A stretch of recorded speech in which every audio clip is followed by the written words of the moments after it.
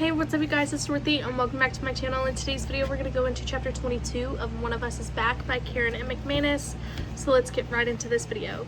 This video may contain sensitive topics and foul language. If you do not wish to continue, I suggest you click off the video now. You have been warned. Nate, Friday, July 10th. 15 minutes later, Browen, Dad, and I are trekking across the Bayview High baseball field, flashlight app shining. Behind the bleachers, I say, leading the way. It's so quiet, Browen murmurs, peaceful almost. Don't be fooled, I mutter, aiming my light at the equipment shed door. While it's closed, I say, reaching out to try the knob, and locked. Somebody had my keys for a while, though. They might have made a copy, Dad says, pulling them out of his pocket. Hang on. He fits a key into the lock and tugs, opening the door with a long, prolonged squeal. A vision of Phoebe sprawled on the floor flashes through my mind, and my pulse spikes as I stare into the darkness within. Then Dad's flashlight app illuminates the space, and there's no one here, he says as Browen steps inside and trains the beam of light from her phone against each wall in turn. Thank God, she murmurs. I'm not as relieved, though, not after what my father said about his keys. He's right. Whoever took them could have free and clear access to every part of Bayview High. Dad, what else is locked up around here, I ask. Huh? Everything, he says. Yeah, but if somebody wanted to, I don't know, keep playing a game, what kind of location do you think they'd choose? Dad looks baffled, but Browen catches on fast. You think whoever put Phoebe here might have taken Reggie somewhere else? She asks. I don't know, I say, but it's possible. She says, tapping her chin with her finger. The shed is separate from the rest of the grounds at Bayview High. Are there any other freestanding buildings? Not that I'm aware of, Dad says. Okay, well, she gazes at the mess of equipment and mats that are piled high against the walls. Let's suppose that time for a new game and there's only one rule actually means something, along with the writing on Phoebe's arm, practice. It's all sports related, and so is the shed, so the gym, I say, or the locker rooms maybe. Exactly, Browen says. Can you get us in there, Patrick? I can, but Dad snaps a rubber band on his wrist. The school has security cameras everywhere. They'll know we were there. Maybe we should call the police, tell them we're worried about. But you're not breaking in, Browen says. You have keys. You're being a responsible and concerned employee. Dad looks conflicted, and I don't blame him. He needs this job. Or, I say, your asshole son could have taken the keys without your knowledge. No, Browen protests. He can't have his keys stolen again.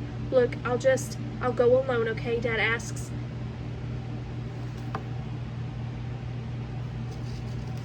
You two stay here. How about we come with you to the fence at least, Browen suggests. Dad locks up the shed and we reverse course until Bayview High looms in front of us, dark, except for a few lights burning in the entrance.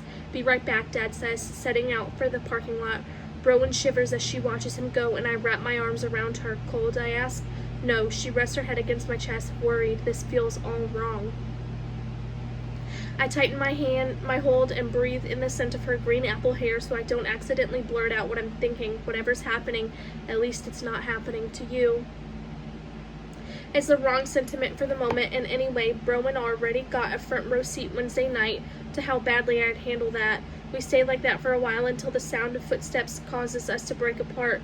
My father's jogging our way, which is something I haven't seen him do in the last 10 years. He looks tense and winded when he reaches us and bends over, palms against his knees to catch his breath. Security cameras are out, he manages to say. Out? Browen echoes. What do you mean? Their lights aren't on, he says, straightening. The little red lights, that means they're recording. I noticed it from one on the back door and thought it was a fluke, but the hallway cameras aren't working either. I took a quick look in the gym, nobody there, by the way, and it's the same thing. Maybe there's a power outage, Browen says, gazing at the building, although the outdoor lights are still on, so come on, Dad, I say. Let's check the locker rooms. I expect my father to protest, but he doesn't.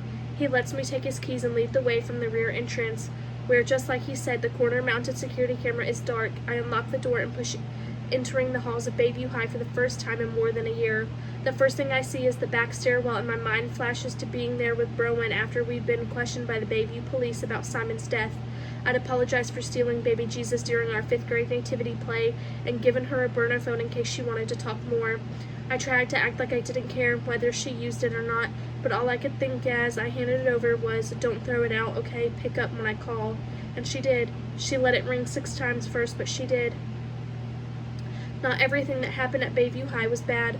Browen links her fingers with mine, and we push through the double doors and enter the main hall, lined on either side with lockers. Do we need to go through the gym to get the locker room? She asks. I can barely remember. No, Dad says. There's a side hallway running behind the gym that we can use. He leads the way past the trophy case, adding, "It's been strange working here, spending so much time walking these halls when I barely set foot inside while you were a student, Nate." He clears his throat. "Wish I could have gotten my act together when you needed the help." "Don't worry about it," I say. I always get uncomfortable when my father does this because I never know what to say back. Everything worked itself out. "You worked it out," he says, "with Rowan." "Yeah, well, I've never been so glad to see to the door to the boys' locker room. Here we are." I push against it, expecting the resistance of a lock, but the doors swing open. Smells the same as ever. I grimace, stepping inside. "I haven't been inside the boys' locker room before," Browen says. Would it be okay to turn on the lights, do you think?" She feels along the wall until she finds a switch, and a burst of fluorescent floods my eyes. "Ow," I mutter, blinking. "Okay, let's see. The showers are over here," and I stop in my tracks, holding out my arm to keep Browen from going any further. "What?" she asks, craning her neck over my shoulder.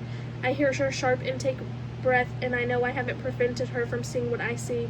A spatter of thick, dark red liquid on the floor, right before the corner you turn to get to the main locker area. "Blood," Browen breathes. "Stay here," I tell her.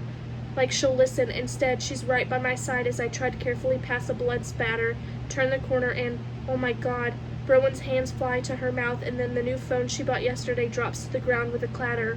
I manage to keep hold of mine, stomach churning, as I take in the scene in front of us. "Jesus," my father says, sagging against the wall. It's Reggie.